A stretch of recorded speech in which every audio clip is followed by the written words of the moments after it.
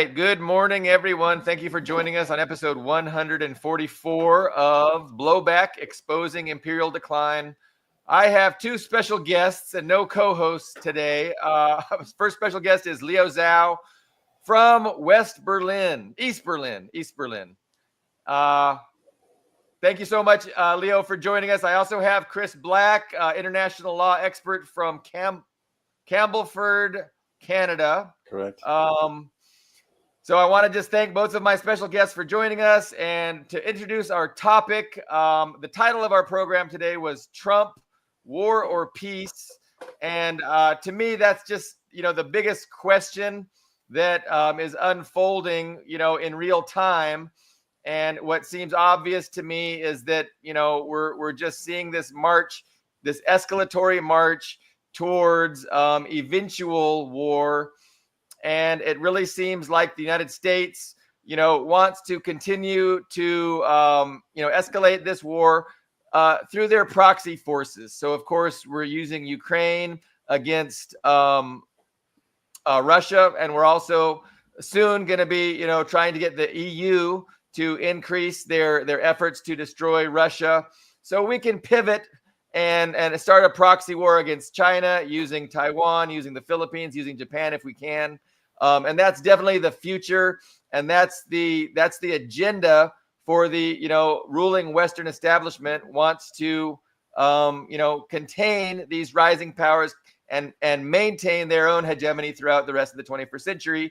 And I sound like a broken record because I'm always saying that over and over again, but that's really what we need to keep in mind, because until the West decides that they're ready to really engage in multiculturalism and an effort of peace through mutual prosperity and win-win trade, which is, what China would like to do, what Russia would like to do, what the entire world would like to do.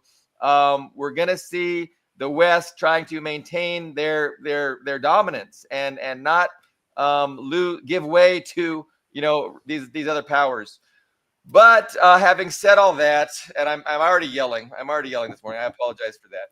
And I say good morning because it's 9 a.m. here. I think it's 6 p.m. where Leo is, and it's noon where Chris is. Right. So, as we watch this play out, and it could be a years-long process. I mean, it could be. I definitely think before Trump leaves office, we're going to see a real escalation of things. And it could happen in a week, and it could take a couple months, years. But what's going on recently? Let's talk about the minerals agreement with Ukraine, which was recently signed. So before the show, Chris was sharing that there's some troubling aspects to the minerals program. Namely, it sounded like Chris was explaining that the United States will get the biggest benefit from that agreement with the more arms that they give to Ukraine. And that's really not a recipe for peace. And then there's also something about nuclear weapons. So, Chris, how does nuclear weapons play into the minerals agreement? Well, that's the big question. I had an article published in New Eastern Outlook yesterday talking about that, and there's a series of whereas clauses which set up the agreement. Whereas the United States does this and Kiev does this. They have a clause referring to the fact that the United States congratulates and appreciates the fact that Ukraine voluntarily gave up its nuclear weapons.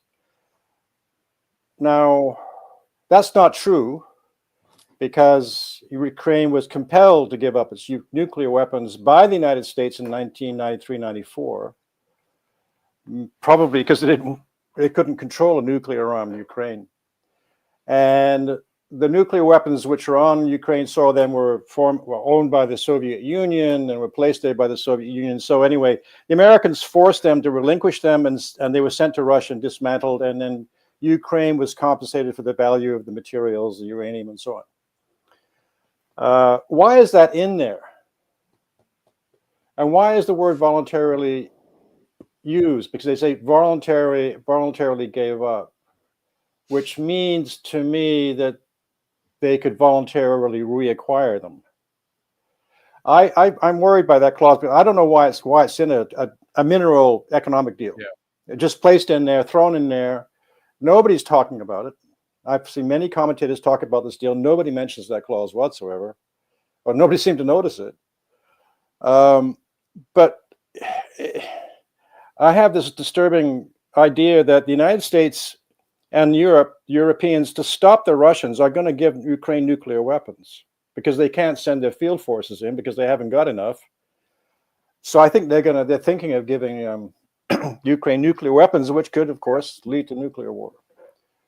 And the second aspect of that deal, as you just said, is that the structure of the trust fund, they created a trust fund between Ukraine and the United States, and they're equal partners in that trust fund.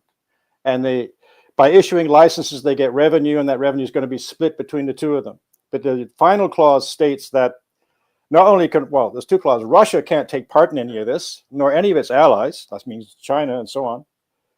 And that the more weapons and ammunition and so on, intelligence, whatever military assistance they can give to Ukraine, is considered a capital input to the fund. Therefore, the United States, the more they give to Ukraine, the increased share of the profits they get back from these licenses and so on. So, as you say, it's a recipe for them to, an encouragement to keep giving weapons. Because, and then on the White House website, Trump said, with respect to this deal, it's still there on the White House website. He said this deal shows that we have skinny in the game. That shows to me that the United States is committed to keeping Ukraine going intact, which means trying to defeat Russia. So that means more. But maybe Leo's got. I'd like Leo sometimes to talk about the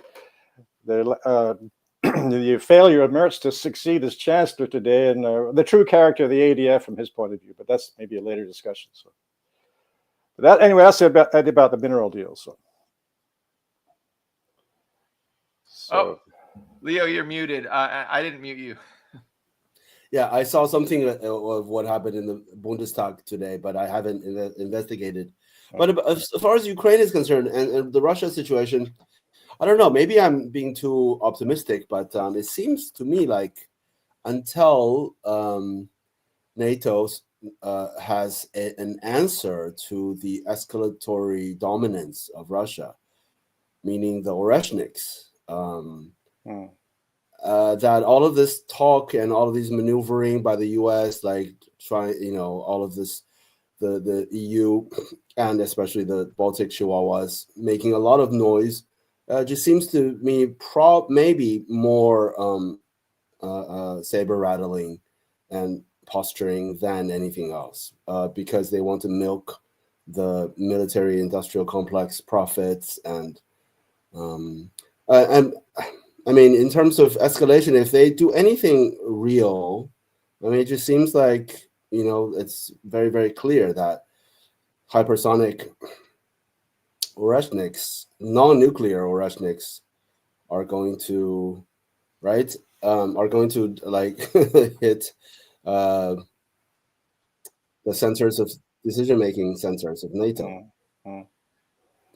It seems that the West is interested in freezing the conflict. That was what Trump was trying to do, kind of how they lost in Syria, and so they froze the conflict. And then some date in the future, they're going to reinitiate the conflict when things are looking better for them. And so that's what kind of Trump was up to doing. And, Russia didn't want to have any part of that. Why would they? Which is smart. But, it seems that it's going to just continue for a while. And again, the U.S. is trying to hand off things to the EU and pivot to Asia. But they're going to be continuing to provide, it seems, they're going to continue to provide a certain amount of arms and definitely the intelligence. I don't see that the U.S. is going to stop providing the satellite targeting data and the troop movements and all that stuff that they're really good at through their surveillance system. they're going to continue to enable Ukraine to resist and for the EU to step up with whatever the EU can step up with, which, yeah, as of right now, it's limited and it's a process, but it just doesn't seem like they're really interested in peace. The EU certainly isn't, Ukraine isn't, and Trump would talk about peace, but what he meant was always exactly what we're discussing here, not an actual genuine peace where the United States agrees that, you know, Russia's genuine, legitimate security interests are respected. So the U.S. has never really, agreed that we're going to respect Russia's legitimate security interests. Mm-hmm. Yeah, it's right. I agree with Leo that there's a contradiction between the fact that the Russians have military dominance, and the Oreshnik is a perfect example of that. They can't be stopped. They have the force of nuclear weapons, but without all the side issues. And they can be delivered almost anywhere in Europe, and with submarines and ships probably anywhere in the world. And the continuing pressure to continue the attempt to defeat Russia. It doesn't make any sense to sane people, but that's what they're doing. And I think we're all troubled that we're not dealing with sane people. We're dealing with people suffering, living through delusions. They've created their own propaganda. They seem to believe their own propaganda. They act on their own propaganda that Russia's lost 1 million, like Trump said, Russia's lost 1 million men, which is absurd. So in their mind, Russia is weak, and Russia is, those appearing to be strong, is an apple ready to fall from the tree and be eaten. They still think this somehow. Why? Because you and I, we know reality, but why they don't, I mean, it's a mystery. But that's how they seem to talk and act. So since they cannot put ground forces in, they don't have any substantial ground forces to send in there, and they'd be destroyed anyway. How are they going to save Ukraine from the Russians taking everything up to Kiev and maybe beyond? Because that's the way it looks like it's going, the way things are. The only way they can do that is to attack the Russian army using tactical nuclear weapons, which will draw down another response, and then we're all going to be dead. But that's the way they seem to be acting, and yeah, it doesn't make any sense. And but I don't think it's just saber rattling. I think they have the same goal and objective that Hitler had in 1941. They really want to bring down Russia and divide it. As Putin said in his latest interview, they wanted to divide Russia into 4 or 5 pieces and destroy the whole country. And that's still their plan. Now, the Russian resistance has been so strong, they've had to modify their plans and it's been stopped. But I don't see them in the back rooms talking about, well, we should surrender and agree that we lost and let's just give up and be friends. I don't see that at all, especially the British. Yeah. And I'm English. I mean, if anybody's going to get hit, it's going to be Britain with the Oreshnik. I can see bases in London. I can see the Russians easily doing that, and then justifiably so, because the British are even worse than the American government against the Russians. So I'm afraid about what's contained in that clause. That's why I raised it, because that indicates to me that thinking, why put that in there? I don't know. It troubles me that we may be going that way. Yeah, there's a lot of. Oh, go ahead, Leo. Sorry. No. You go ahead. Well, I was just going to say there's a lot of misconception. The media talks about how Ukraine, willingly gave up their nukes, and this idea that, they shouldn't have, and that, maybe they just need them again to deter Russia. That's the talk. And that's a big misconception. Like we pointed out earlier, they were the Soviet Union's nuclear weapons. And then when the Soviet Union dismantled itself, Russia, took over ownership of all of these former Soviet, things, including the nuclear weapons. And so, and the Ukrainian government never had the launch codes, like one of our viewers stated here. So, and it was part of their constitution that they would, that again, they were only allowed to be their own country. The agreement was you can be your own country, but if these things happen, if you had neutrality in your constitution, if you removed the nuclear weapons from your state, if you did not repress your Russian speaking citizens or your ethnic Russian citizens, which was like over 40% of the population, I think. So these were all terms of the agreement, and since Ukraine has broken all those agreements, it's historical revisionism to say that Ukraine shouldn't have given up their nukes. It's a stupid Western talking point. You'd think with the idea that they should have them back, and that would deter Russia, which will lead to World War III, nuclear holocaust, and we'll all die, like Chris had said. Yeah. Well, let's see who wants to jump in here. I mean, talk about insanity. We got Israel and pushing the United States to attack Iran, which would be suicide. We've seen with the Houthi missile hitting Ben Gurion Airport, they can't stop these things, and yet they're still pushing for that. I mean, that's insane thinking, but that's the kind of thinking that exists in the imperialist Western powers. They just.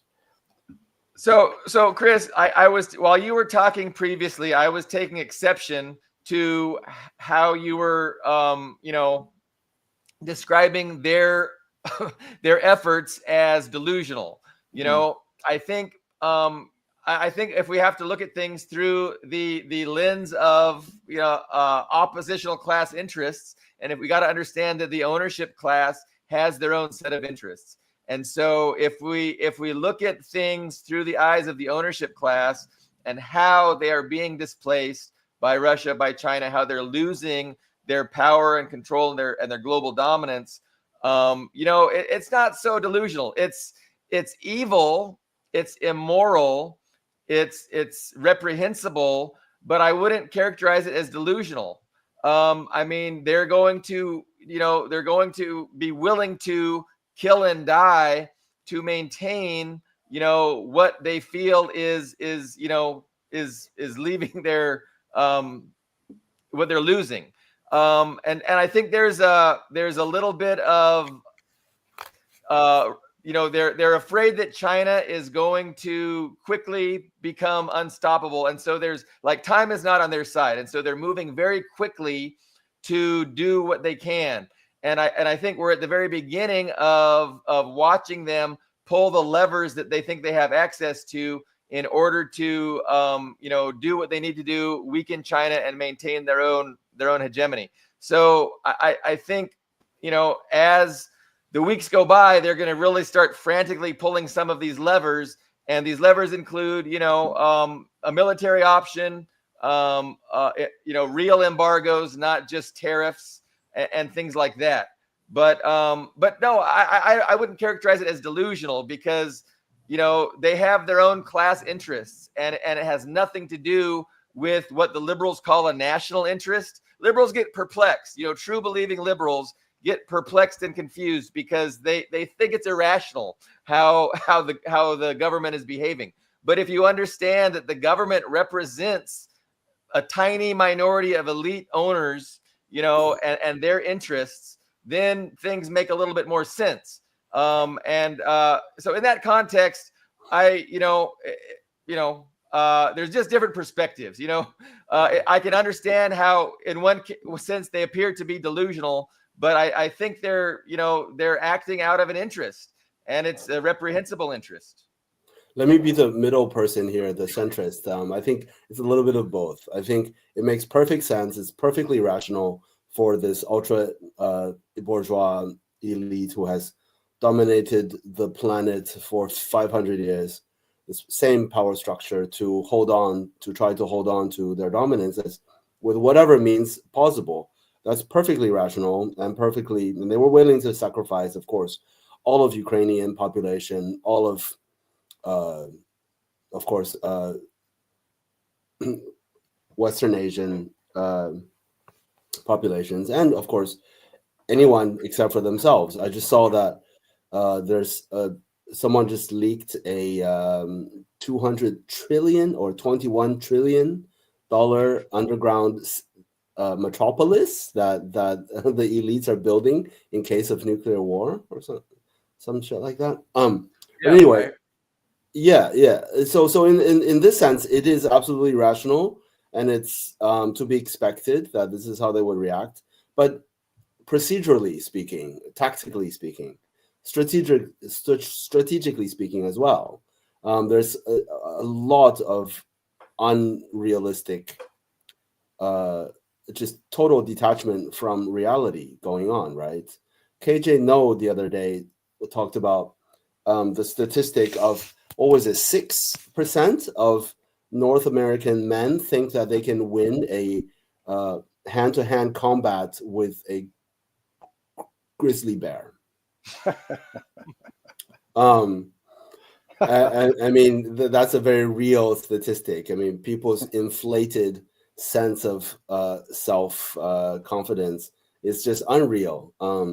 And of course, having been unchallenged for so long, for 500 years, having been able to successfully squash nearly every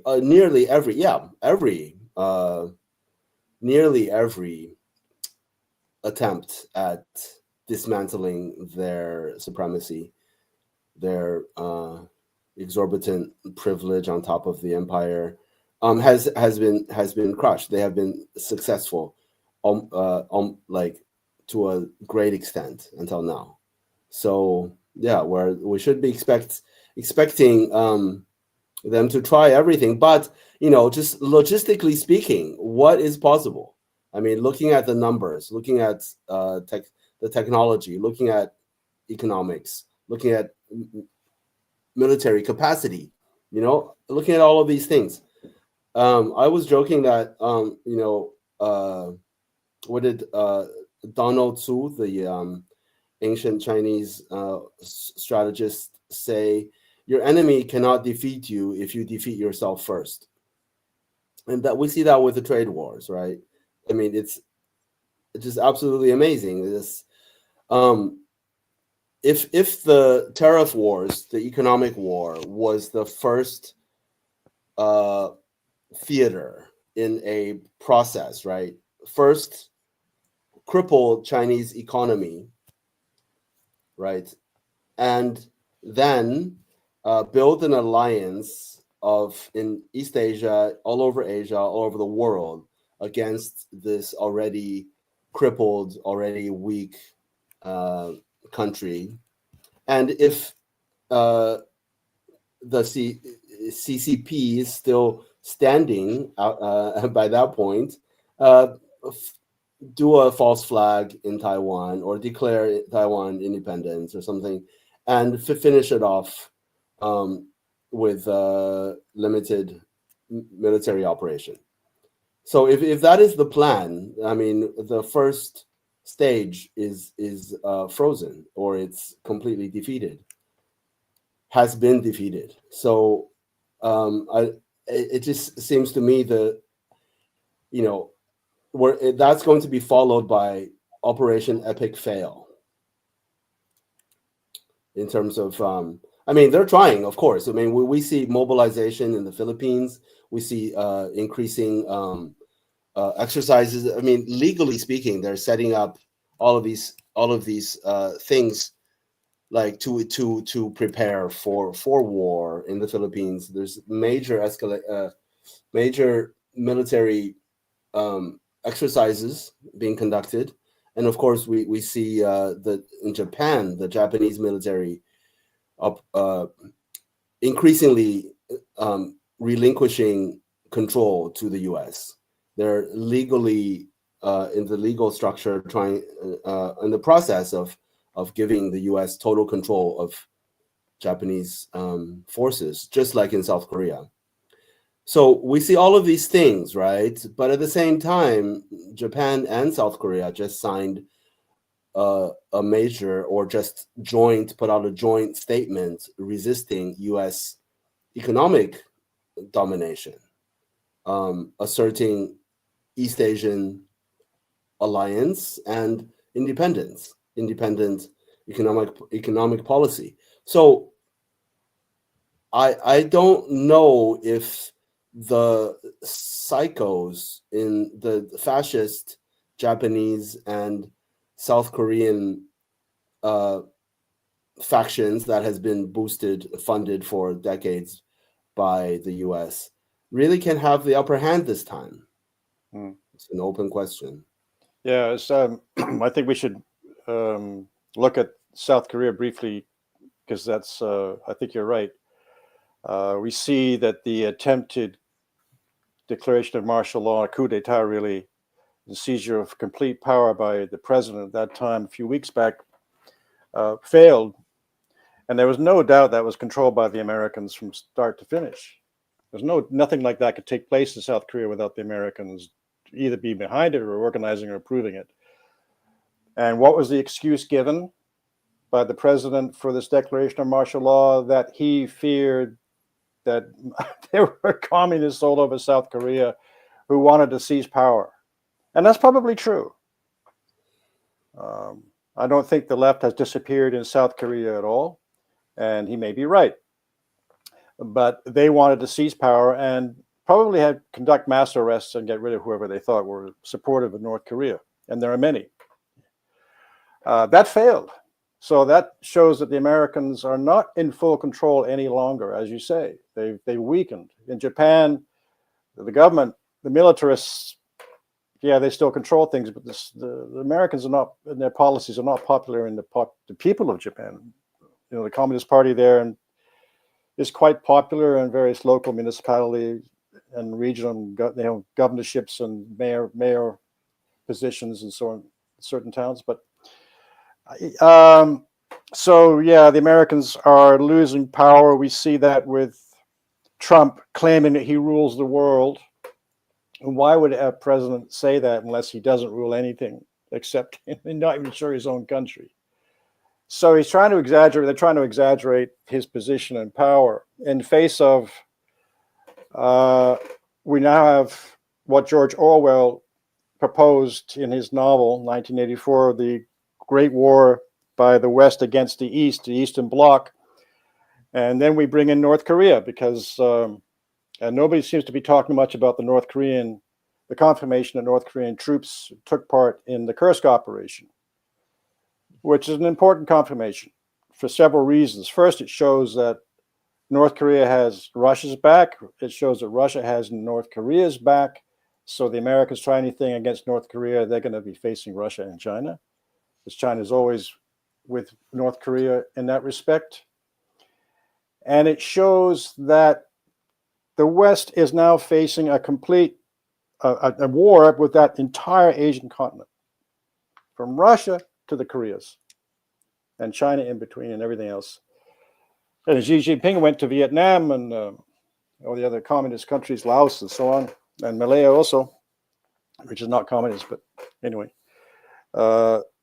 So the confirmation that the North Korean troops took part in the Kursk operation, which had not been confirmed previously, I think is an important signal that the West better wake up. You can't take us apart. You can't try and isolate Russia from China so we can then take apart China. Russia's got China's back. Russia's got the DPRK's back, and vice versa. You're not going to split us up. And if you think you can seduce us away and be friends with the United States in order to take down China, that's not going to happen. Or if you think you can break China so we can break Russia, it's not going to happen. Those days are gone. They may have been able to do that in the 90s, but they can't do it now. So again, we're going back to what are they thinking of? What's their strategy except insanity? I mean, they're looking at nuclear war. They can't defeat. The tariffs aren't working. They've backfired against Canada, against China. And Trump claims that 70 countries or 100 countries came begging and knocking at his door to engage in deals. I don't see any confirmation of that whatsoever. I don't see any countries except, Maloney from Italy went there and sucked up to him, Starmer, but nobody else is doing it. And Japan the finance minister threatened to dump U.S. Treasury bonds a couple of days ago. Then he walked back a bit. But the Japanese bourgeoisie is not exactly happy being pushed around this much, because they have their own interest to protect. And did everybody hear that one parliamentarian talking about this deal that the United States wants, puts us on our knees, and we, if we're going to go on our knees, they're just going to take advantage of us. I mean, I'm paraphrasing, but it was pretty blatant and in your face. And I don't know what party he was from or who he represented, but it was being played. That soundbite was being played on a lot of the podcasts. And it seemed pretty spot on. And it was pretty unhappy with the U.S. Trade demands. But again, I mean, is that something that the U.S. can overcome? Is he just a small, unempowered faction within the Japanese ruling establishment that the United States can sideline and go ahead and put their puppets in place and initiate a proxy war, using Japan and the Philippines against China? Because that seems like, with Eldridge Colby, being elevated to whatever he is, he's some deputy advisor, security advisor, but he is really an anti-China hawk. And, when we see what's going on with the Philippines, with the integration and the buildup of U.S., militarism throughout the Philippines, I mean, it's just obvious where they're headed. And so, Leo, you talked about the trade war kind of petering out and not really achieving any of its goals. And also interfering with their other plans. Okay, go ahead. What do you mean by that? Yeah. Oh, I just mean the failure of the trade war is interfering with the military alliance that they are trying to build. Yeah. I mean, this response from Japan and from South Korea is absolutely triggered by the failure of the tariff war. If the U.S. tariff war had succeeded, they might have be facing much less resistance. Even though the Japanese bourgeoisie are probably still sore from the Plaza Accords. I would agree. It's definitely a positive development that the trade war has been such an epic fail thus far. But my only point is just to be cautionary, because it's the very beginning of the series of escalatory steps that the U.S. has put in place to do. And again, so we're going to start out with a trade war. Hey, if we can force everybody to surrender just through a trade war and tariffs, great, we win. But I don't think the planners, like the Eldridge Colby types, really expected that, Trump will initiate some tariffs and China will be destroyed. I think, like I really like my example I gave last show. It's like, there's a river. The establishment sees that they want to cross the river and they're not sure how they're going to do it. They're taking it one step at a time. And there's a series of, steps and escalations that they can do. And they're just starting out slowly. So I think we haven't even seen, any of the major things. I think that, an actual embargo, a militarily enforced embargo, a violently enforced embargo against China, where you interdict import and export shipping, not just to the ones that come to the United States, right? We're saying, hey, no more trade with us. We're not going to accept your goods, but we're gonna force the entire world to stop trading with China, and we think we have put in place the ability to do that. And so again, until we have seen that rolled out and fail, we shouldn't be too excited about how the West has just they're just collapse. It's I think it's ultimately futile, but we've only seen 2 or 3% of it, their efforts played out. And so until we see 75, 85% of their efforts failing, let's not be too happy. I don't know. Well, you're right there. Oh, sorry, Leo, go ahead. No. I was only agreeing. Thank you. I was just going to say they're doing exactly what the Americans did in the 1930s to Japan, which caused the war in 1941, where they blockaded Japan essentially. Japan was trying to build a greater co-prosperity sphere with all, and when they attacked, I mean, their operations in China were horrible, but when they invaded Indochina and Indonesia, Malaysia, so on, they were welcomed as liberators from the colonialists, the Dutch, the British, the French. They were welcomed by most people, the Philippines. Not in China, of course. So the Americans saw then Japan as the rising economic power in Asia, which it was, and they tried to crush it. And so they blockaded it, and finally they cut off its oil supply. And that's why Japan attacked, because they had either they collapsed or they attacked. And they knew the risk when they attacked, but they took it anyway. So this is what we're doing what the American government seems to be doing to China. It seems to be, like you say, whether the tariffs actually collapse the Chinese economy, it's just a step towards them trying to cut the Straits of Malacca, cut the oil supplies. Maybe I don't know how they're going to try and interdict oil supplies from Russia, but maybe they'll do something. But yeah, they're trying to, already the war against China is building up. And this is why, Leo, talking about I didn't know about the exercises in the Philippines. That's very interesting. That coincides with the arrest in Shanghai. And so to use the word improperly, I'm sorry about that.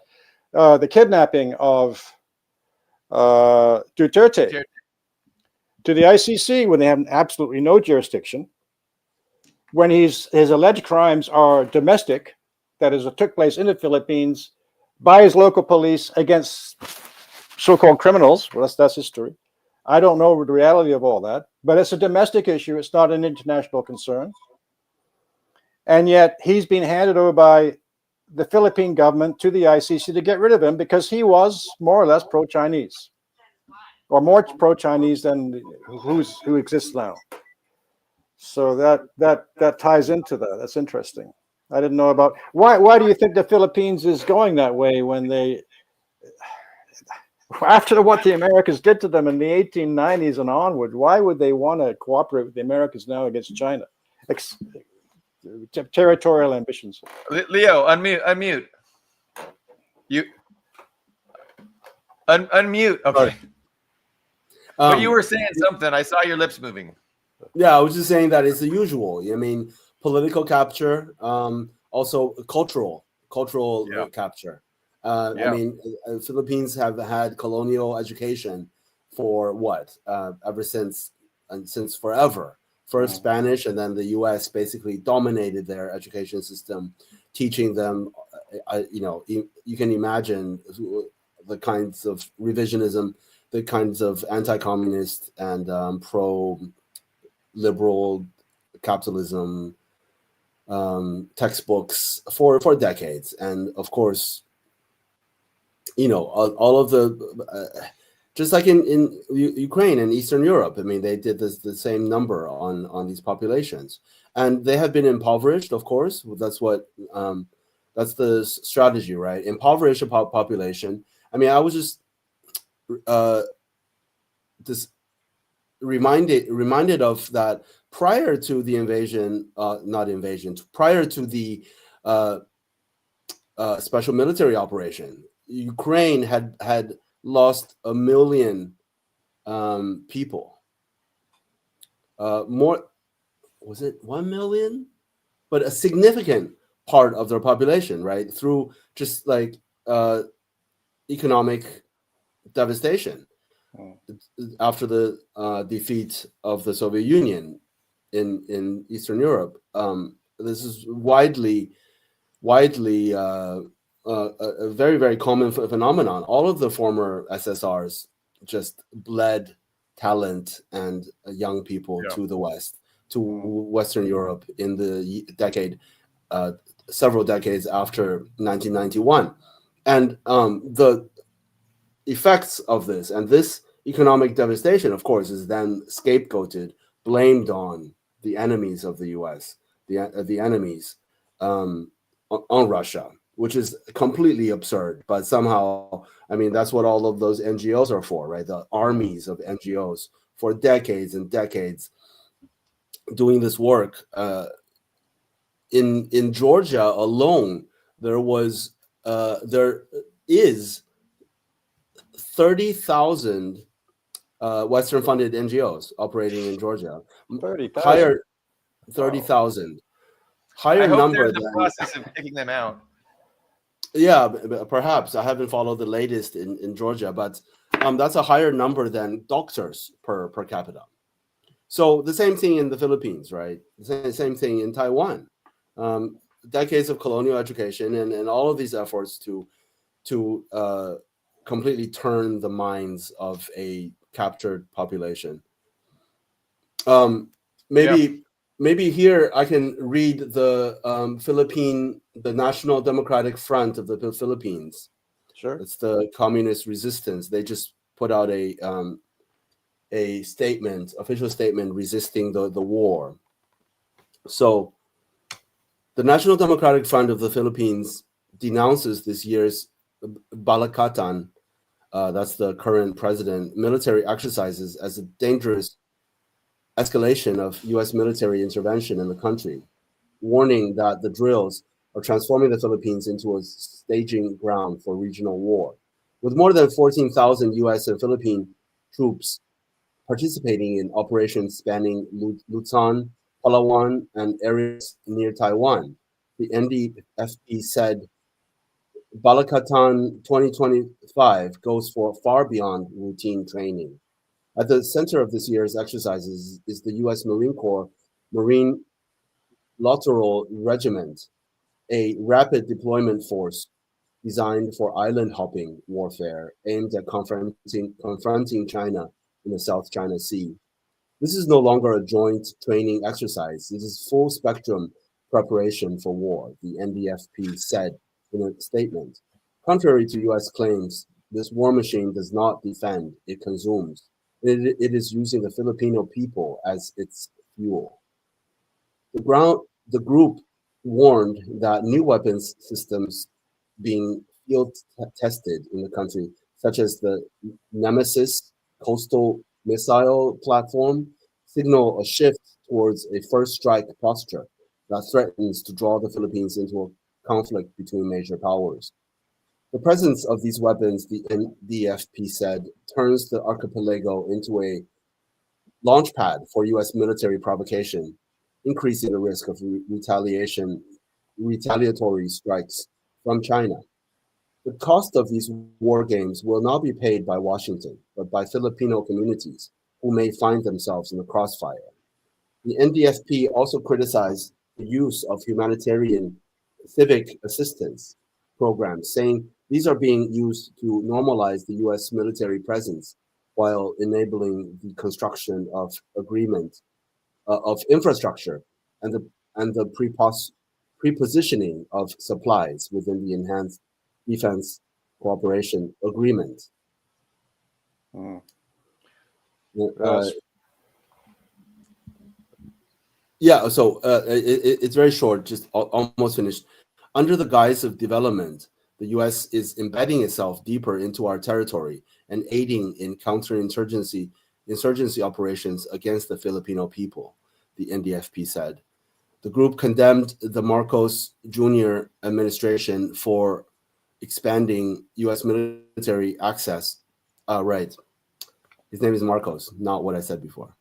Access to Filipino territory, likening his actions to those of his father, who allowed the presence of U.S. military bases during his fascist dictatorship.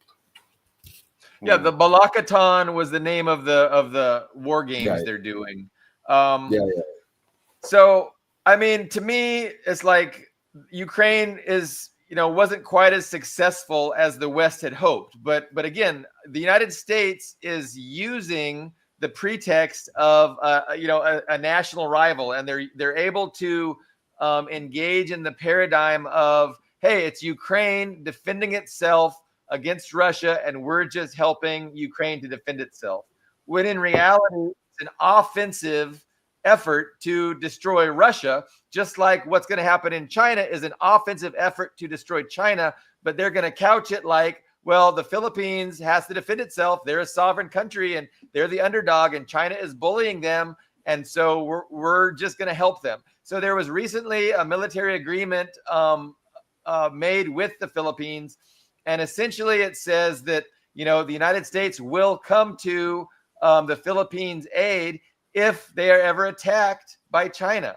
And so, you could see this in two ways. It's either an effort to deter China and to make China never to attack. But let's be realistic. Like, China isn't interested in attacking the Philippines. China is interested in maintaining its lifeline of imports and exports through the South China Sea. That's all they want to do. And so, but again, they're not stupid, because they realize that the West is going to see that as the best chance to destroy China, and the West is going to try to sever this lifeline of imports and exports. And so they're being prudent by, developing certain military installations on these atolls in the South China Sea. And of course, that's the pretext that the West is seizing on in order to say we're defending, we're defending the rights of the Philippines, and we're resisting the encroachment of China. And that's how they're couching it. But last night I was watching this podcast. These think tanks have these experts, and they talk about, China's aggression and how we have to deter China. And he was adamant. He was a Filipino expert, total Western NGO funded. You could tell, spoke really good English. And he was like, this agreement means that if there's, any kind of military conflict between China and, say, they get in a scuffle over one of these islands, and a Filipino military service person is seriously injured or killed, that will trigger. I mean, he was adamant that will trigger the United States involvement. And so I don't know. I don't see it as, I don't buy the language. I think it's a facade that they're talking about defensive. Like, this is not a defensive thing. It's not to deter China. This is the pretext that will be used to initiate a war against China. And again, it's going to be the Philippines against China, and Japan might be involved, but it's going to be the same thing as Ukraine against Russia, where it's not really Ukraine against Russia. It's the United States against Russia, and it will be the United States, but just using the Filipino people. Now, how nice is that for the United States? We lost 5,000 people in Iraq. We're still paying medical bills, all these VA benefits to these poor soldiers. We don't like that. We want cannon fodder that's cheap, easily exposed of, disposable cannon fodder. So that's the brilliance of using the Filipino people. And those poor Filipino people, I wish they were smarter, because a lot of them identify with the U.S. and hate China. They want to be used by the United States to attack China.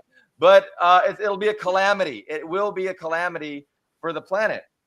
At the same time, there is a lot of resistance. There is a lot of resistance in Taiwan as well. There was just a 300,000 strong, 500,000 strong protest against the Democratic Party in Taiwan.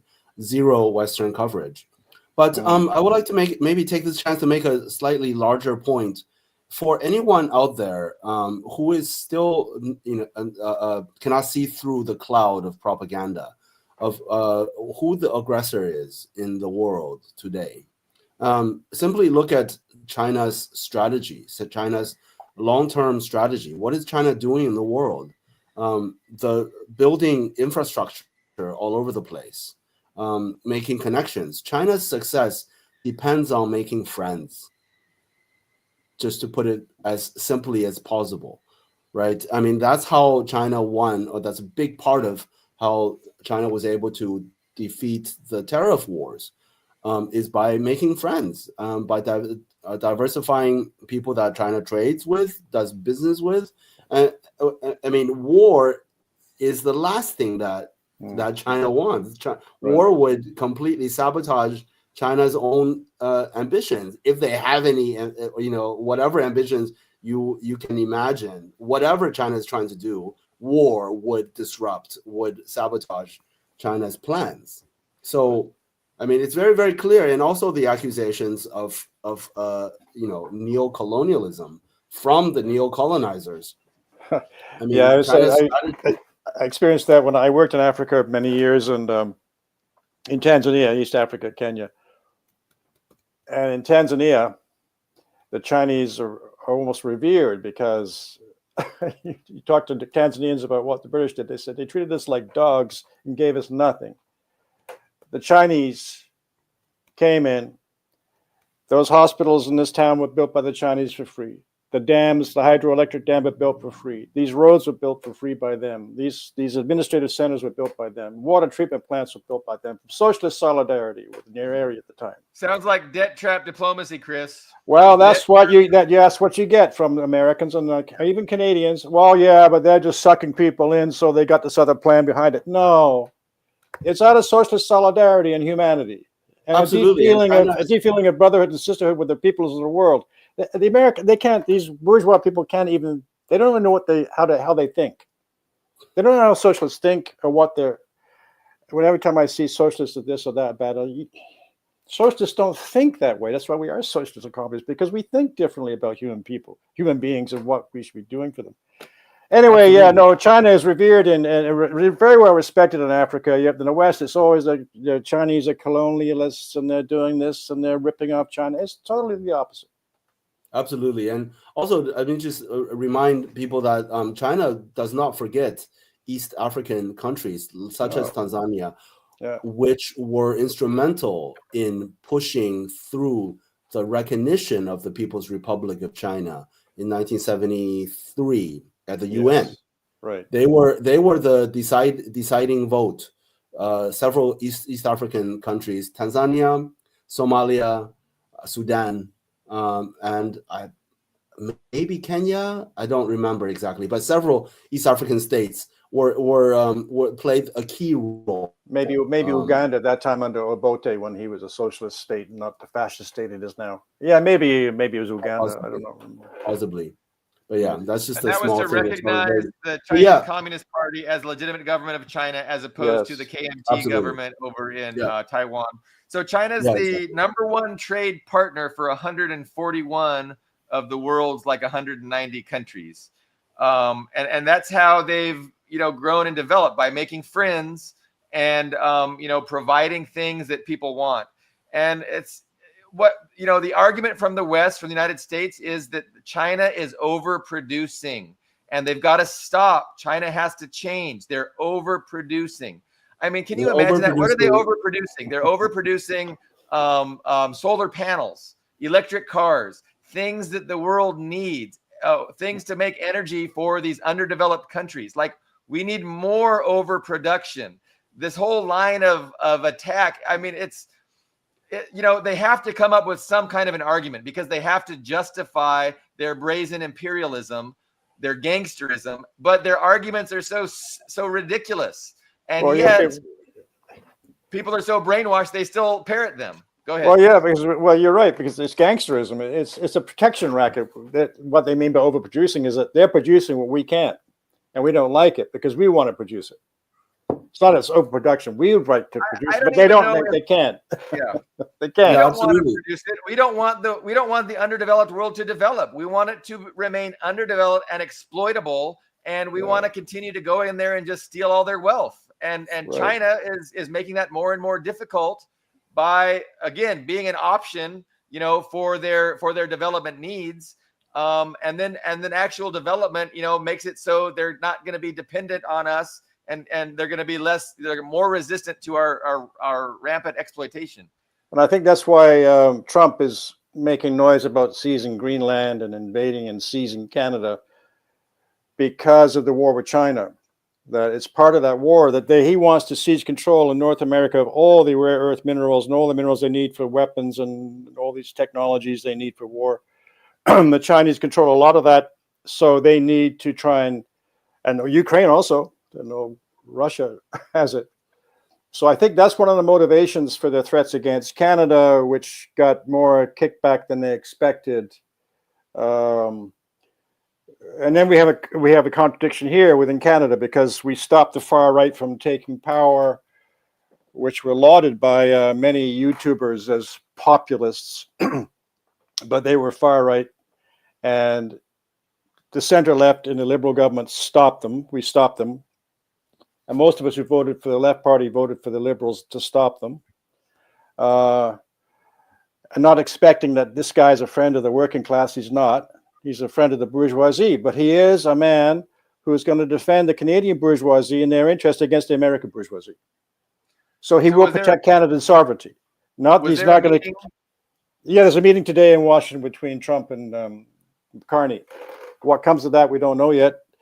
But the mood here in Canada is that, okay, we stopped the far right, we stopped the Trumpistas here, but the same government which defeated the far right is still linked with the anti-China, anti-Russia rhetoric they've been going with since the Second World War, since the Americans really seized influence in Canada as opposed to the British. And they can't shake themselves of this. It's idiotic. If America decides to attack us, which they may very well do, we don't have any allies because we pissed off the Chinese, we pissed off the Indians, we pissed off the Russians. Who's going to help us? No one. Now he's going to the UK and EU and try and get some security deals with them in case America attacks us. But that's not going to help us. We need big allies like China. But anyway, you have this dichotomy or the contradiction within the bourgeoisie here who oppose the United States trying to take over the assets here, their assets here, but also still take part in this anti-China, anti-Russia war. And how to explain that is difficult for me, but because they don't say what their real reasons are.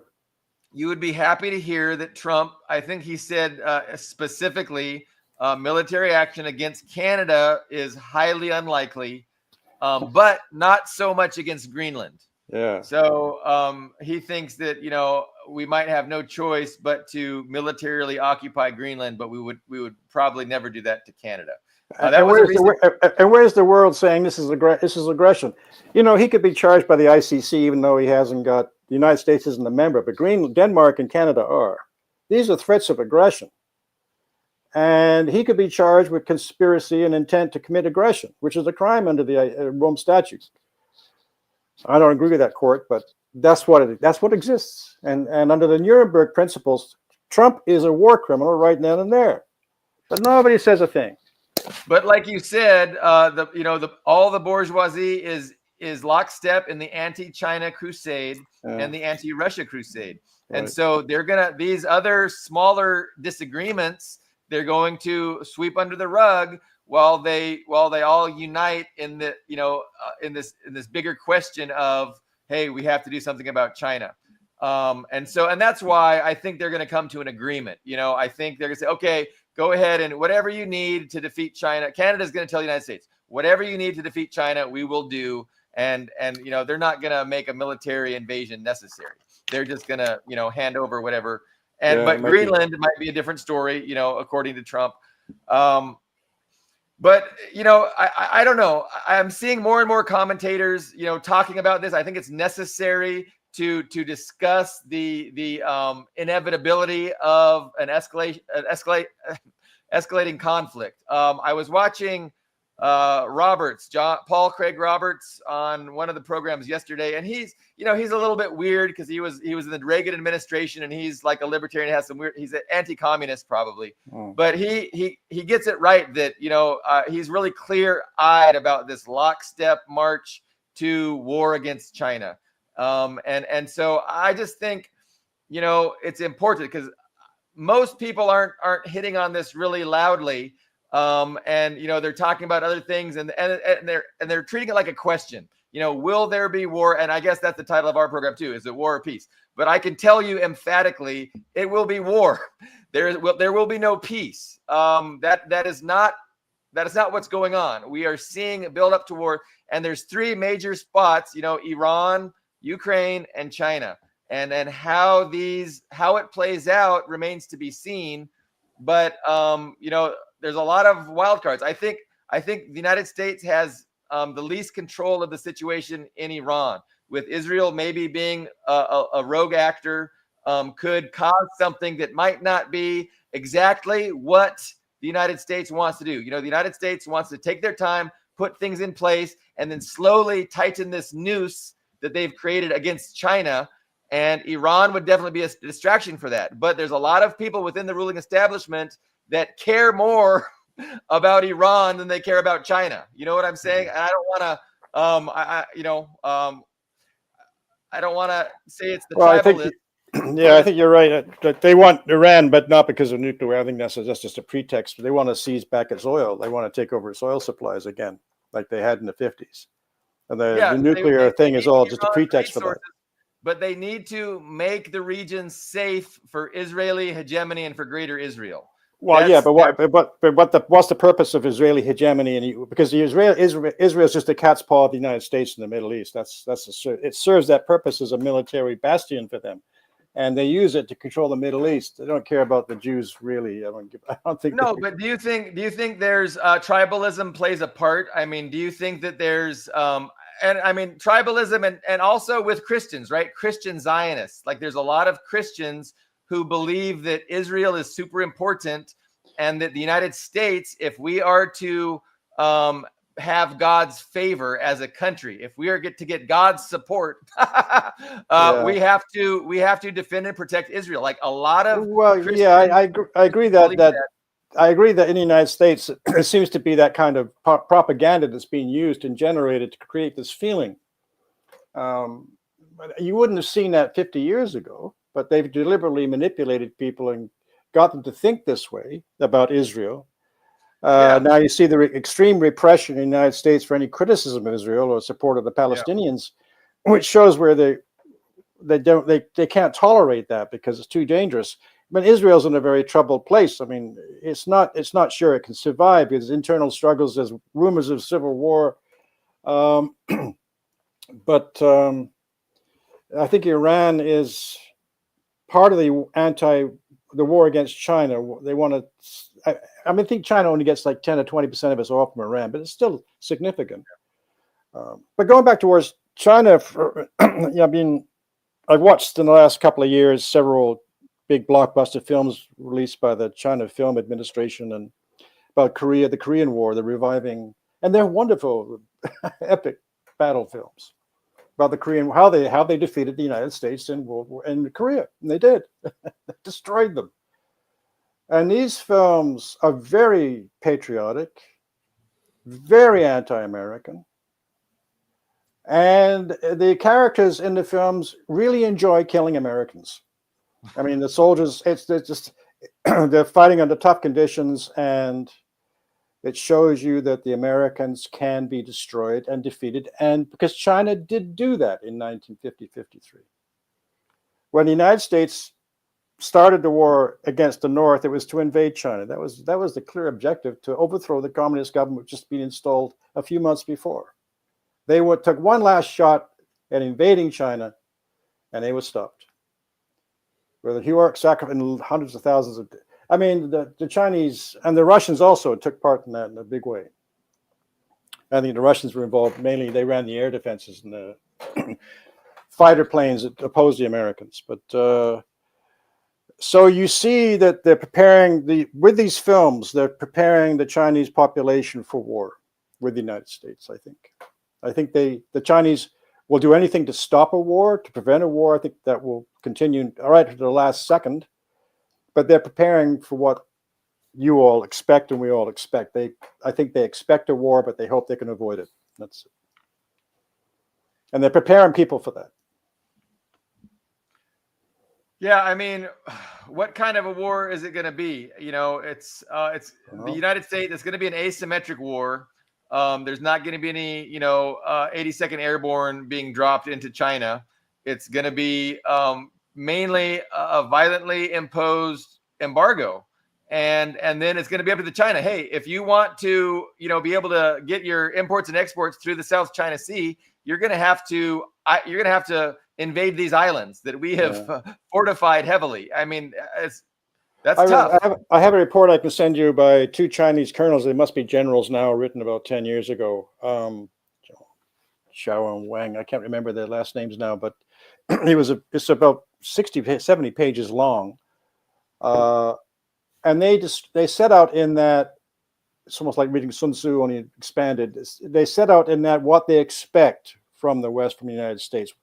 Asymmetrical warfare. They're the first ones to use that term, asymmetrical warfare. That is war entailing every domain of society, economic, social, propaganda, religion, every aspect of society will be used to attack China. So you get the attacks, propaganda against the Uyghurs and this and that, and economic attacks, military attacks, cyber attacks, everything you can think of will be used to bring down China. And they're aware of it, and they describe in detail how they must control that and oppose that. It's very interesting to read it. I can send it to you. It's a bit outdated So, now, maybe, I suppose. I mean, China has China, prepared pretty well. Yeah, I think so. they're far more clear-headed and clear-eyed about their situation and the reality than than we are here, talking about it. And Well, I was thankfully, I was happy to see you've probably seen this, the Chinese troops singing an anti-Japan war song marching through Moscow the other day. Yeah, Pretty that's impressive. that was A lot of Chinese very, people very taking nice. photographs. Another sweet moment was the North Korean soldiers singing Katusha in Yes. Korean. That was very heartwarming. In Moscow or on the battlefield? I saw one episode on the battlefield. I think somewhere around Kursk, probably. I don't know where. Yeah, it they were was. marching. Yeah, that was quite interesting to see them sing Katusha. Being passed around Telegram. But yeah, the number one thing is that the absolute malevolence of U.S. foreign policy is absolutely kept from Western populations. But the picture is very, very clear in the countries that have been victim of it. Yeah. I mean, except for those countries that are just propagandas, like the Philippines, like they're victims. They are absolute victims. Right. I mean, of course. Look at the lack of development and how the Western proxy governments that have ruled the Philippines have just done nothing for the people, and yet the people look to the U.S. and with fondness. I'm glad that that's not universal, right? That what you said is true about a lot of countries. They are clear-eyed about the malevolence of the United States, but it's unfortunate that. In the first category, we can include all of the European countries. I mean, it just astounds me. I live in Europe today. It just astounds me that on Wikipedia it says very, very clear that after World War II, the U.S. used mass torture, mass murder to suppress European democracy, to suppress socialist movements in Germany, in France, in Italy, Greece, all over Europe, in Spain, all over. It says right there on Wikipedia. It says the U.S. stay behind troops, destroyed the socialist movements that were very, very strong, that were very, very popular after the war, using mass imprisonment, mass torture, and mass murder in Europe, destroying violating European sovereignty of all of these countries, and people just don't seem to take note.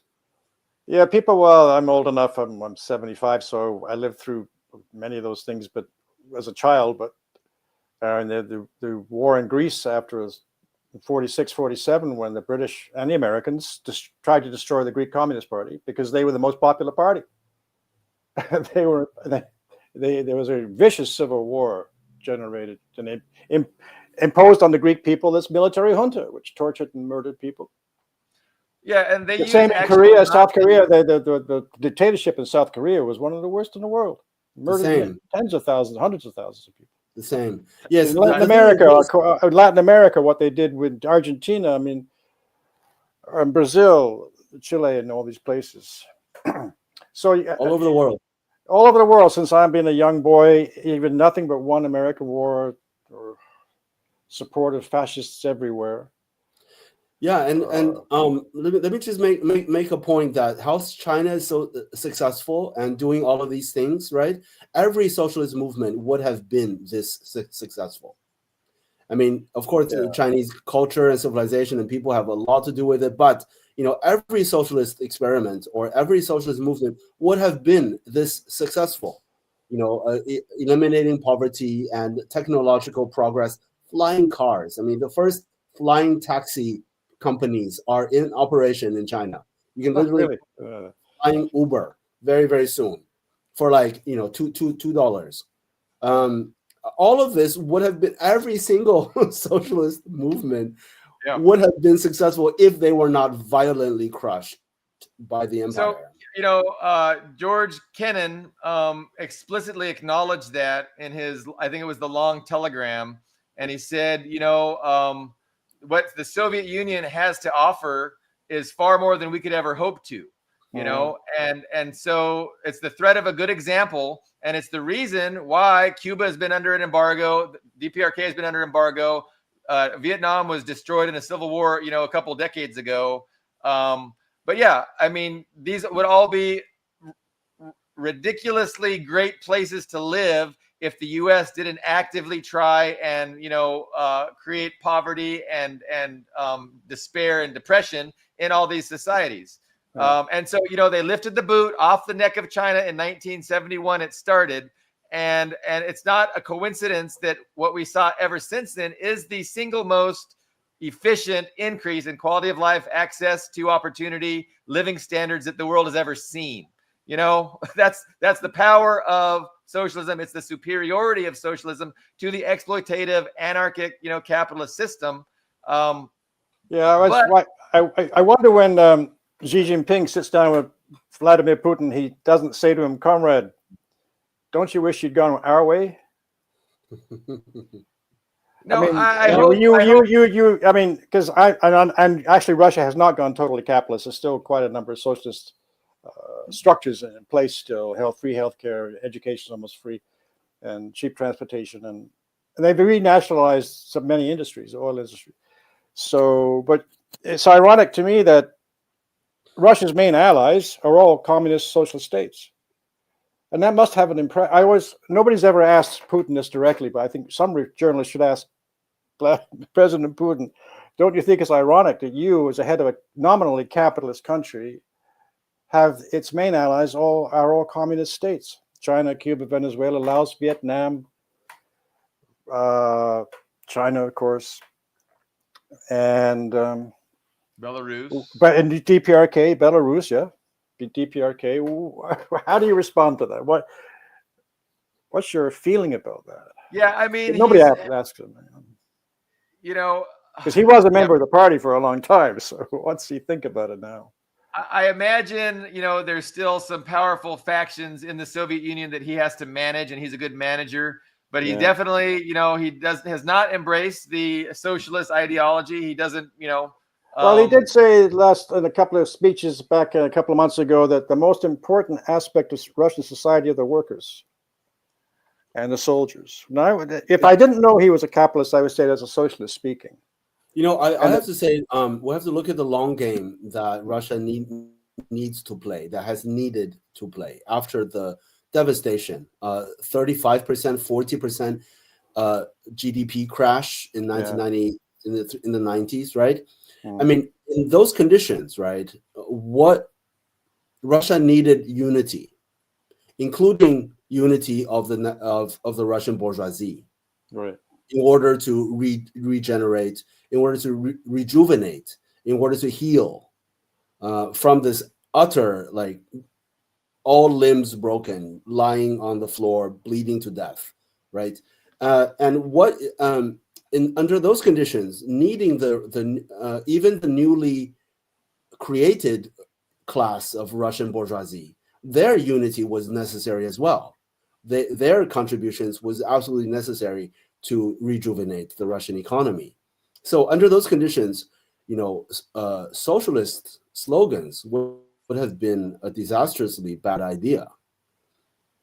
He needed, I mean, the administration, Putin administration, needed to use nationalism, to use this Russian patriotic, absolutely non-communist, right? Even sometimes needs to say some anti-sounding, sound bites, anti-communist sound bites, in order to rally the national bourgeoisie to the cause of rejuvenation, and also to keep the West complacent, to convince them that an anti-communist is at the helm of Russia. So don't worry too much, so that the renationalization of industry, the defeat of national bourgeoisie to a large extent, could have been done in peace. Right. Relatively. I mean, the West did not mobilize against Putin until it was too late. Yes. The West did not, demonize him, start slandering him as the richest man on earth, just like Fidel Castro, until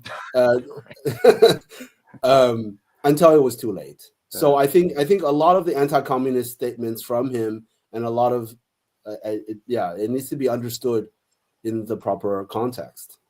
Well, I had this. I've referred to this before. There was a meeting last year in the Kremlin with all the. He called in all the leaders of all the opposition parties to have. What do you think we should do for Russia? And then Juganov spoke last, and he said, "Comrade Putin, don't you think it's time that we went back to some basic socialist principles?" And I thought I would read in the text that Putin would say, "Well, comrade, we tried that, didn't quite work, so yeah, forget it." But he He didn't didn't say say that. He didn't say that. No, he said, "I think that's a very good idea. We should study that." I don't know what that means. Maybe I'm too optimistic or naive, but it might mean something. But when I was in Moscow several years ago, I gave a lecture at the Academy of Sciences to about 50 Russian historians from all across the country about the war in Rwanda, what really happened there, because they have a very naive view of what went on there and history of Africa. They don't really understand a lot. And I gave my talk for about an hour, and they all listened very patiently, and they all clapped.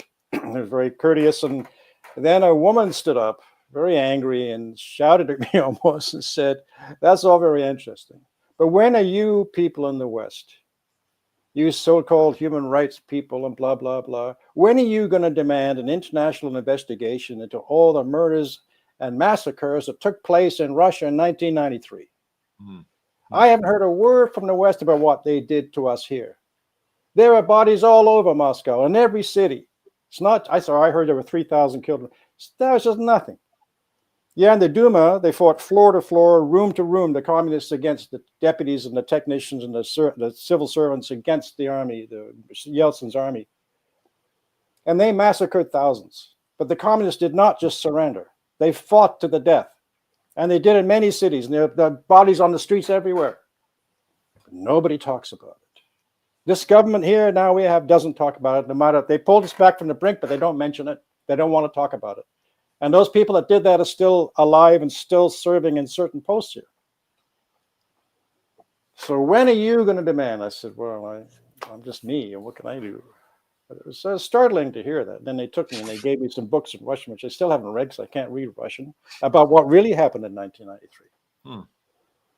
And it was much more dramatic. I know the West, I mean, most of us on the left in the West acknowledge that it was a huge catastrophe and that, average life expectancy declined anywhere from, 5 to 10 years, rampant drug abuse, rampant unemployment, prostitution, all those kinds of things consumed that society.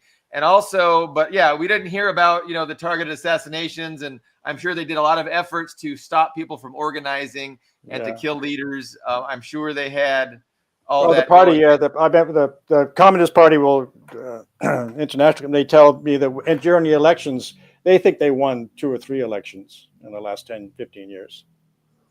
But nevertheless, whether they did or didn't, they say that during the election period, our party is not allowed to have ads on TV. We're not interviewed on the TV. We're resorted to handing out leaflets on the streets like in the old days before the revolution. That's how we communicate. We're not allowed. The mass media ignores us, shuts us down, just like they do the parties in the West. And yet we're the biggest opposition party in the country. Yeah. Maybe bigger than United Russia. That brings us to a bigger point about the facade of liberalism. You know, how liberalism is really the ideological mask of the bourgeoisie, of the ownership class, and they pretend that they're interested in freedom, democracy, human rights. But what we've seen in Europe with these elections in Romania, where the wrong candidate won, they just annulled the election. In France, when what's her name, Le Pen, is going to, win, they don't want her to win, and so they just, use lawfare to keep her from coming to power. And there was one other huge example that escapes me, but I know in Romania, the guy that who won the election, and they just annulled the election just because it was the wrong candidate won, from their imperialist perspective. His successor just won huge again. I mean, there was another election and his successor just won. And so it's people, it ought to be obvious to people that, the ruling establishment is not democratic and they are not liberal. These things are, facades to hide a reality that exists that has nothing to do with democracy or human rights or freedoms. Like they are opposed to these things. They will fight against these things. And people need to wake up to that obvious fact. Okay, I watched India Global Left, great podcast. I want to promote it. They had a couple of days ago this guy. He sounded like a British guy I'd never heard of, but he was a great communist. He had great takes on China, and he made the following explicit statement, which I really like. He said that China today is more resembles actual authentic Marxism than the Soviet Union did. And he quoted the Communist Manifesto, where Marx says, we will expropriate by degree the wealth of the capitalists. So by degree, meaning that, if you do it all at once, you're going to end up in a situation where you're not going to be able to develop your productive forces as efficiently. Now, he was really good because he said, even though the Soviet Union, especially under Stalin, had to just expropriate everything all at once, they had reasons to do it because they had to defend themselves within a decade's time of this invasion. So they were right to do that. And so this guy was great. He just had all the right takes, which is rare to see. But he talked about how, the Chinese economy is more true Marxist than the prior Soviet experiment was. I wanted to make one other point, which escapes me at the moment. It happens.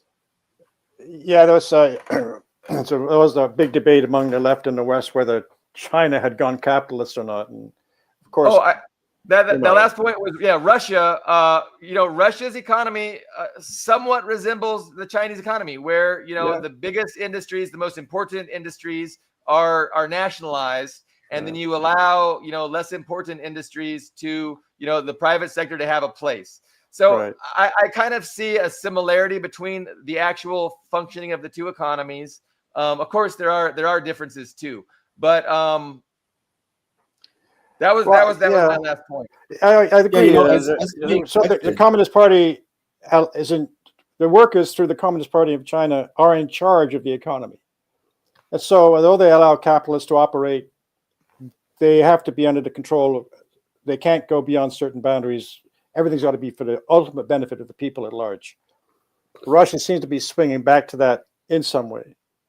And maybe more than we think, maybe more than I hope. But the idea, I think Cuba is also going that way now. They've begun allowing many more private businesses and small operations to start up because they're in desperate trouble there. And it's a good thing. I think as a communist, I have no problem. I don't think everything should be owned by this state. I mean, I think in the Soviet Union that happened because of the war and the necessity of it.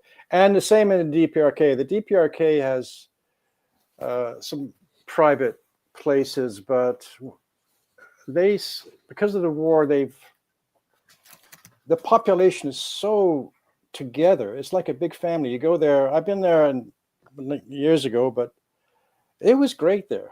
The atmosphere and the feeling among the people was just electric. I've never been such a place before. Everybody was on board. I had a guy who took me to a restaurant, a driver, and he spoke fairly good English. And he asked me, he said, "Mr. Black, is it true? Well, my government tells me, or are they lying to me? Is it true that you have to pay for a place to live in your country?" And I said, "Yeah." I said, "Well, that's crazy. Well, what happens if you can't pay?" I said, "You get kicked on the street." He says, "This is barbaric. I mean, we don't even do that to animals. You actually accept that? Why do you accept that?" I said, "That's a good question." And he was like shocked. They actually have to pay for a place to live. That should be a human right. That should be a right everybody should have.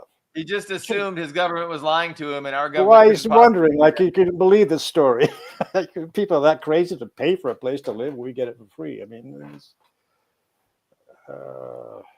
you go back and tell Westerners that, they don't believe you. They think it's, you saw a stage set and all that kind of shit.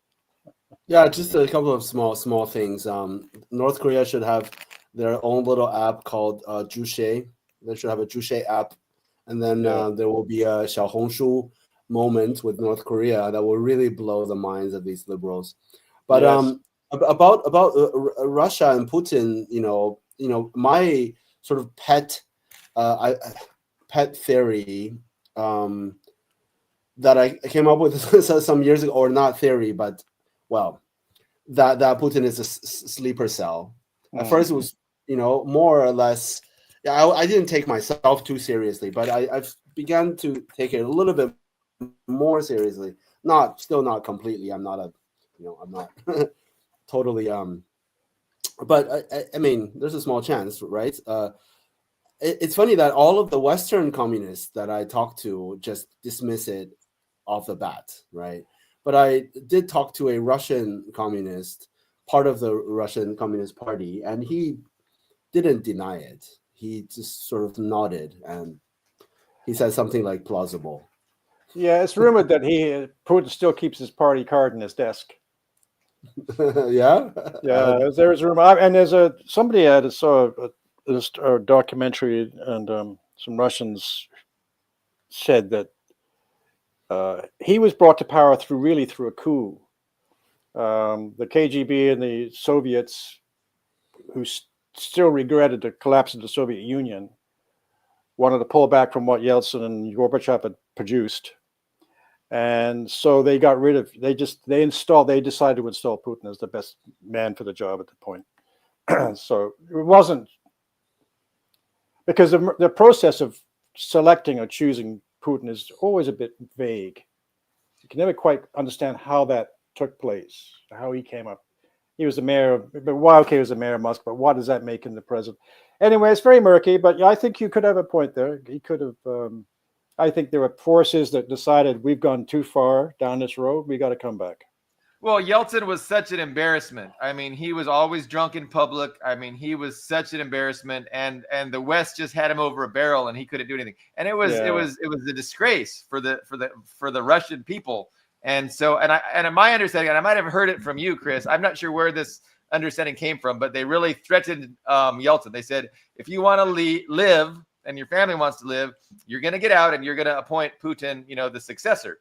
That may be how it took place. That the forces still existing from the old Soviet structure got together and said, "This is how it's going to be, or else." Yeah, I don't want to say they were necessarily communists, but they were nationalists, and they were pro-Russian nationalists. And that's one of the issues I don't really like about Putin, is that he speaks in this nationalist kind of language. I would prefer an internationalist language, where it's humanity and the workers, as opposed to the more tribalistic, I'm the president for the Russian people. Russia is about protecting the Russian people. I mean, I get that. And I appreciate him as far as he's doing that, but I want him to expand his ideological understanding and all things in good time, perhaps. What's that? All things in good time, perhaps. Yeah, no, exactly. Which is why I agree, because that's when I saw him just a few months ago say in this major speech at an economic forum that the most important aspect of Russia is the workers, and the soldiers, the workers. This is like, okay, this is an improvement. So there are mentions of it. He inserts these phrases once in a while. But his attacks on Lenin were a bit disconcerting. He blames Lenin for Ukraine. Well, you know what? It's not Lenin wasn't responsible. It's the capitalists that overthrew the Soviet system were responsible for what happened to Ukraine and ceding all the territory in Eastern Europe and rejoining the Red Army. It was Yeltsin and Gorbachev who screwed that up. But if the Soviet Union still existed, there would be no problem in Ukraine. Yeah, I mean, he's right. He's right about that. I mean, I interpret that comment as a kind of typical Russian self-deprecation. Kind of, he didn't really mean.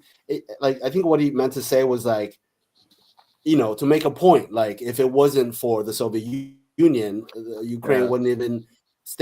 Ukrainian statehood wouldn't even exist. I think that was the main point, and he made it through a sort of self-deprecating way, like it was all Lenin's fault. Like if it wasn't for Lenin, you wouldn't even exist. Like that's true. That's true. Maybe I took it the wrong way. Oh, by the way, if you examine the history of Ukraine is not really an independent state. It never followed the constitution of the USSR. There's a mechanism, the USSR Constitution, by which a Soviet republic could withdraw from the Federation, from the Soviet Union. They never followed that at all. And there were supposed to be referendums about who, other, like in the Donbass, there was supposed to be a referendum, so those people wanted to stay in Ukraine or stay in Russia. They never held those. They broke those rules. So one can argue that actually Ukraine doesn't legally exist.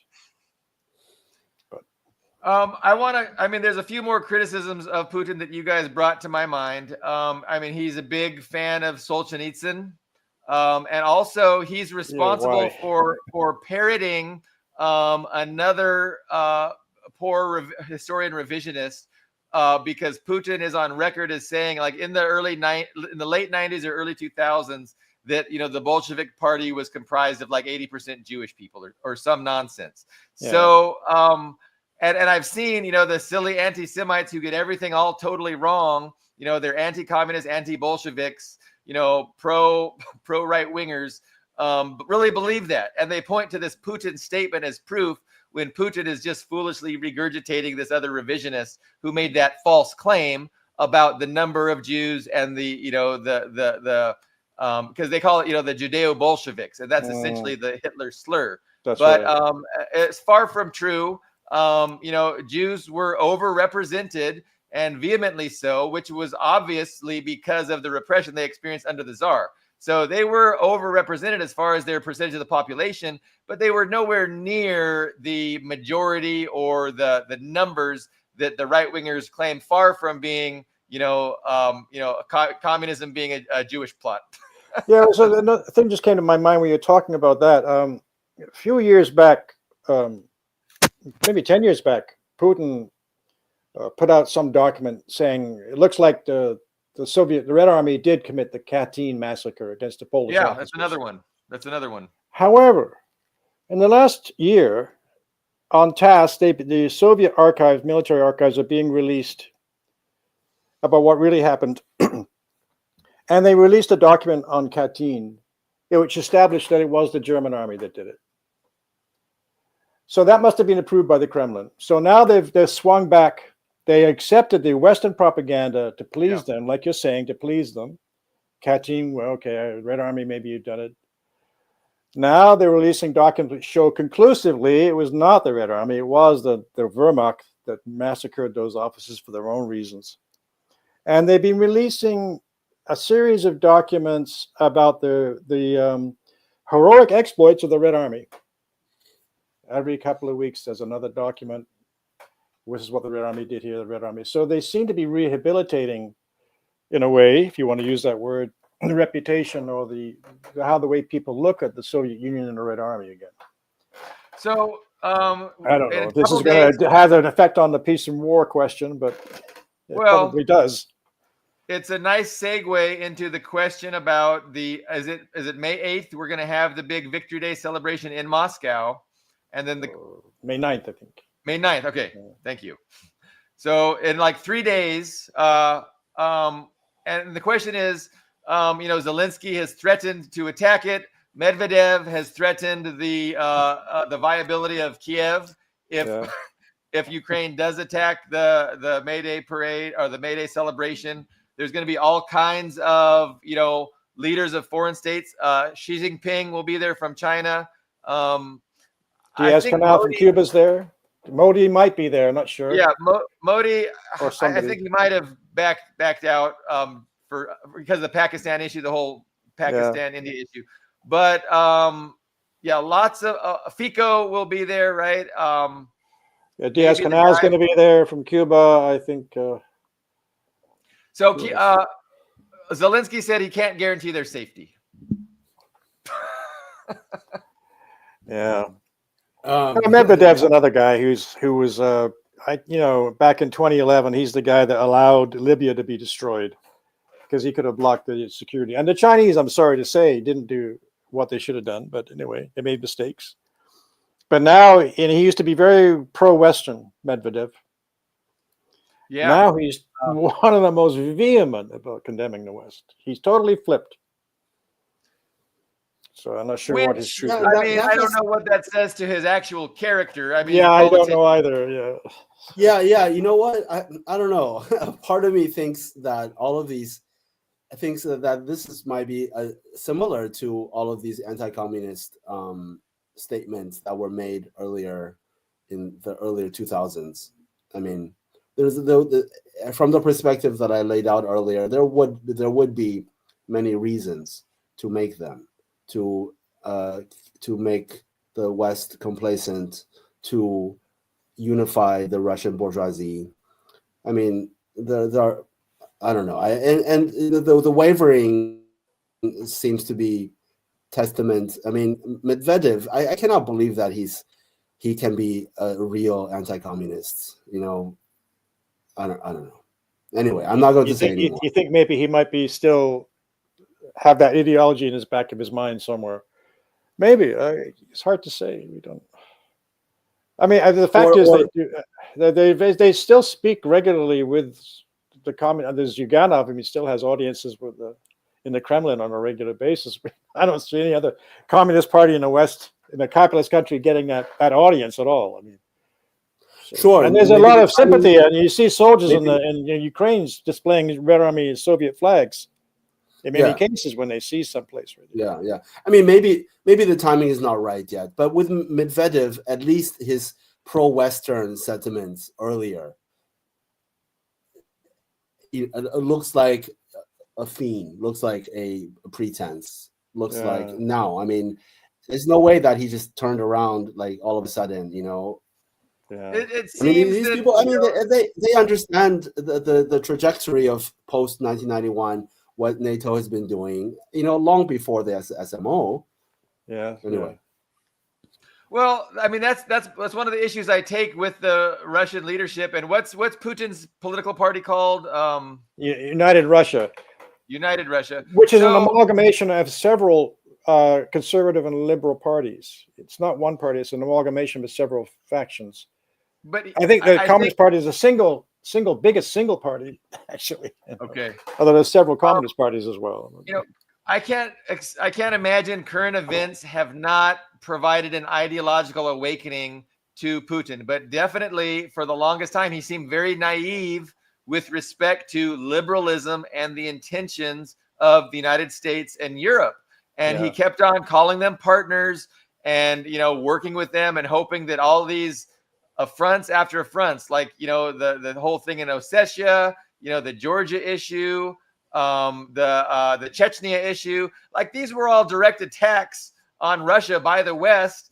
And he kept on, you know, trying to just, you know, ignore them and be nice. And hey, isn't it going to be better if we just, you know, have good relations and peace through mutual cooperation and win-win trade?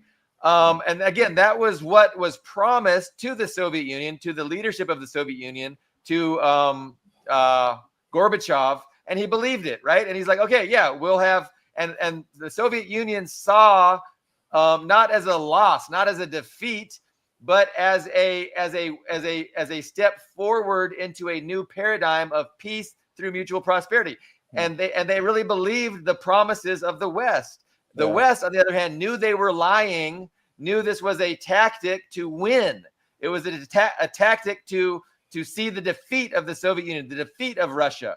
And I mean, you know, over the decades, Russia is finally realizing the game, but they're so slow.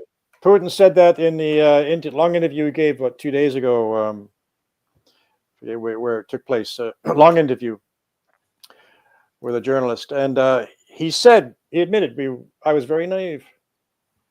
I thought I knew a lot of things. I learned I was very naive. We believed things we should never have believed about their promises and this and that. We realized I haven't seen that. Really you go on YouTube. It's somewhere. I'm not sure. It's the last 2 or 3 days. You go on YouTube. It must be there somewhere. Because that's exactly what you would expect. Like that, you might find it on the Kremlin site. But yeah, he admitted that we were very naive. We made lots of mistakes, and it cost us. We were naive about the military. We were naive about Minsk. We were naive about the U.S. NATO intentions. We were naive about our place if we joined the capitalist camp. We were naive. We just don't understand, and now we do. But it shows. But see, at least the Russians, the leadership in Russia, learned and change their actions and policies and thinking because of what they learn. We don't see that happening in the United States or in the West. They don't seem to learn anything. Mhm. No matter what happens, they keep doing the same damn thing over and over and over again. War, pressure, war, imperialism. Well, they're willing to sacrifice the well-being of the entire species, not to mention their own domestic population. Like the people in the United States are going to be asked to suffer as they engage in this escalation of trying to, weaken and defeat China, and we can defeat Russia and Iran. Yeah. And that's a sacrifice they're happy to make because they themselves are going to be fine. And people just need to be aware of that. Like they're making a conscious effort to, really harm the interests of the majority of humanity, including their own domestic population, to try and, benefit their own tiny, narrow, hegemonic, imperialist, psychopathic interests. Yeah. And, that's going to be, we're going to see that played out in real time over the next months and years, maybe weeks. Do you think Trump will finish his term? It's up in the air. I think Trump has if he does what he's supposed to do, he will. But if he becomes intransigent, I think they will remove him. And I don't know. It's tough to speculate. But obviously, Trump. I mean, the narcissist that he is. All this talking about peace and prosperity. When we start going to war and we start having, a depression, like he doesn't want to do that. He doesn't want to be responsible for that. He can't sell that to people. And so he's going to, I think he might push back, but they're going to try and corner him and get him to do these things so they can blame him for it, so they don't take the blame themselves. That's the game. And they kind of think that Trump is the perfect patsy to take the fall. And so how that plays out, I'm extremely interested in finding out. Like this is the best drama series, All right. Exactly.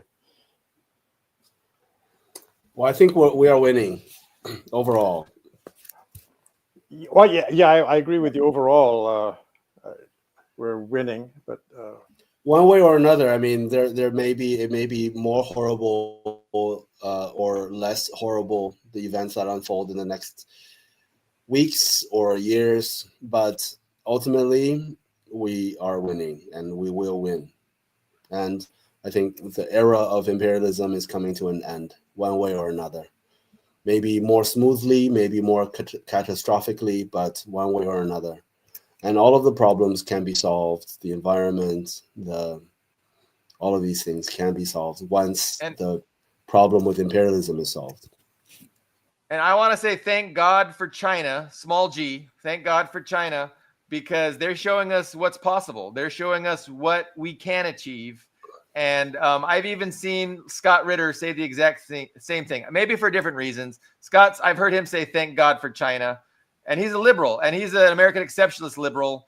And he still understands, what a great, tremendous benefit for humanity China is, and what they have succeeded in doing. And they're the most powerful force, displacing imperialism. And it's just amazing what they've accomplished. And they're the proof of the superiority and the backwardsness of capitalism and oligarchy and imperialism. I agree, Leo. We are winning. Our win has already been accomplished. We have already won. It's just the West has the power to determine how they harm humanity on their way down, and they can harm it a lot, or they can not harm it a lot. And they're choosing. They're going to choose to cause a lot of pain and unnecessary destruction and devastation and poverty. And that's what they're going to, and that's why they're psychopaths, Yeah, we will see how much they can actually get away with. So maybe we'll close with Leo's statement. Anyway, guys, we're winning because it's a good one. Yeah, no, I'm sorry. I might be catastrophizing. I could be a catastrophizer. I don't want to do that. But Leo, thank you so much. We are winning. We will win. I would say we have won. Chris, thank you so much. We will return probably Friday. Yes, I do have a guest lined up for Friday. We will see you guys then. Thank you very much. All right. You take care. Nice meeting you, Leo. Bye bye.